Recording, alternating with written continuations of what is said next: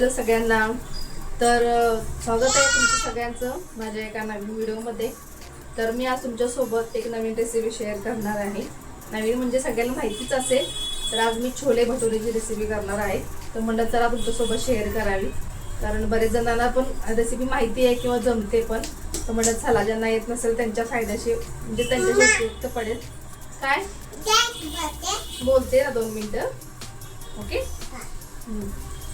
तर खूप दिवस झालं करायचं प्लॅनिंग चाललेलं होतं, पण काही ना काहीतरी कोणती भाजी वगैरे असेल शनिवारीला वगैरे पण छोले भटुरे खायचे होते। तर काही ना काहीतरी कोणती भाजी वगैरे असली की राहून जात होतं ते। तर म्हटलं आता आज मिस्टरांचा उपवास पण आहे, तर म्हटलं चला आज संध्याकाळी छोले आणि भटुरेची रेसिपी बनवावी। तर मी तुमच्यासोबत आज शेअर करणार आहे। तर व्हिडिओ पूर्ण बघा आणि व्हिडिओ आवडला तर व्हिडिओला छानशी कमेंट करा, लाईक करा आणि सबस्क्राईब करायला विसरू नका। तर चला मग लाईक करा, सबस्क्राईब करा, ओके। तर चला मग आपण व्हिडिओला सुरुवात करूया। तर इथे बघा मी ते चणे भिजत घातलेले होते, तर ते आता मी कुकरवर शिजवून घेणार आहे। फक्त 2 ते 3 शिट्ट्या करून घ्यायच्या आहेत, त्याच्यानंतर आपले चणे खूप छान शिजतात। चणे शिजेपर्यंत बाकीची पण तयारी करून घेणार आहे। चला तर मग सुरुवात करूया। भूक आली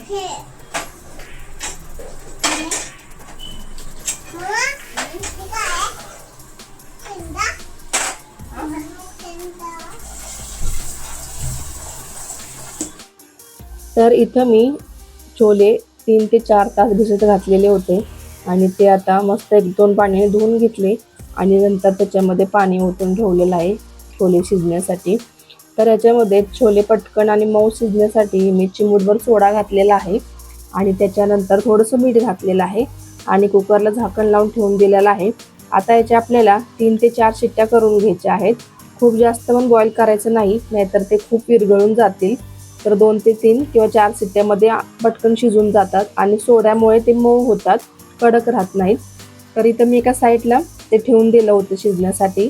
त्याच्यानंतर आपल्याला मसाल्याची तयारी करायची आहे।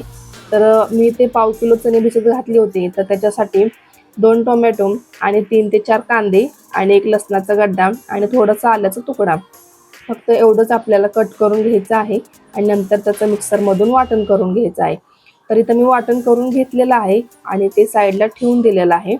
तर याच्यानंतर इथं मी पटकन पीठ मळायला घेतलेलं होतं।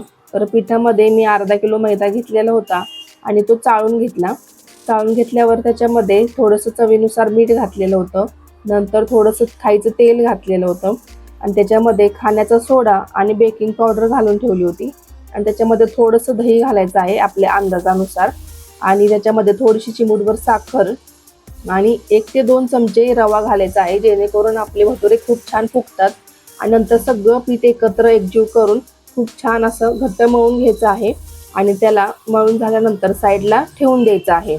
मग साईडला ठेवून दिल्यानंतर 1 ते 1.5 तास त्याला आपल्याला ठेवून द्यायचं आहे। टाईम नसेल तर तुम्ही पटकन पण बनवू शकता, त्याला खूप छान जाळी सुटते।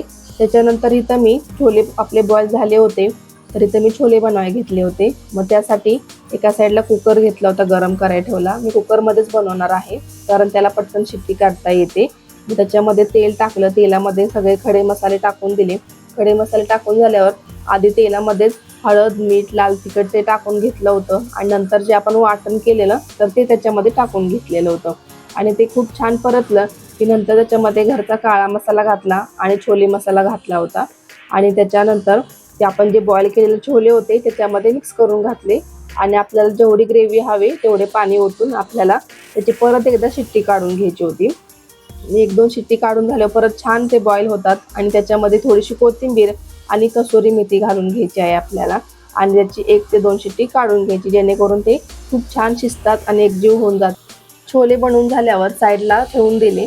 त्याच्यानंतर इथं बघा आपलं पीठ खूप छान तयार झालेलं होतं आणि खूप अशी त्याला जाळी पण सुटलेली होती। बेकिंग पावडरमुळे त्याला खूप छान जाळी सुटते आणि ह्याच्यामध्ये आपण बेकिंग पावडर नसेल तर याच्यामध्ये आपण इनो घालू शकतो। इनोने पण पटकन भटुरे छान तयार होतात। तर इथं माझं बघा पीठ मळून झालेलं होतं। आता ह्याचा मी गोळा करून घेत आहे। तर गोळा आधी आपल्याला खूप छान मळून घ्यायचा आहे आणि नंतर त्याला असा आतल्या साईडला घडी मारत मारत घुमडून घ्यायचा आहे आतल्या साईडला, ज्याच्यामुळे आतून आपला भटुरा फुगायला मदत होते आणि मस्त असा लंबाकार किंवा वर्तुळाकार तुम्ही लाटून घेऊ शकता। त्याला कोणत्याही शेपमध्ये आपण लाटता येतं। तर इथं बघा मी लाटून घेतलेलं आहे लंबाकार आकारामध्ये आणि त्यांना तळायला ठेवलेलं आहे. इथे 1-2 तळून घेतलेले आहेत. तुम्हाला दाखवण्यासाठी इथं मी तुम्हाला तळून दाखवते की कसा फुगत आहे आणि खूप छान टेस्टी येते. घरच्या घरी आपण ह्या गोष्टी बनवू शकतो. घरच्या घरी छोले भटुरे बनवताना खूप काही मसाले असावेत किंवा जास्त काही वाटण्याची गरज नसते. तर आहे त्या सामानामध्येही घरी तयार करू शकतो. अगदी हॉटेलसारखे होतात आणि आपण सांगितलेल्या टिप्स वगैरे वापरल्या किंवा अशा पद्धतीनं केलं तर खूप छान तयार होतात. तर इथे बघू शकताय खूप छान भटुरे तयार झालेले आहेत. तुम्हाला अजून एक असंच तळलेलं दाखवते. तर त्याला पण खूप छान जाळी सुटली होती आणि आतमध्ये पण ते पीठ कच्चं राहत नाहीत आणि खूप छान तयार होतात. तर इथं बघा आपले छोले भटुरे तयार झालेले आहेत. कशी वाटली रेसिपी नक्की सांगा.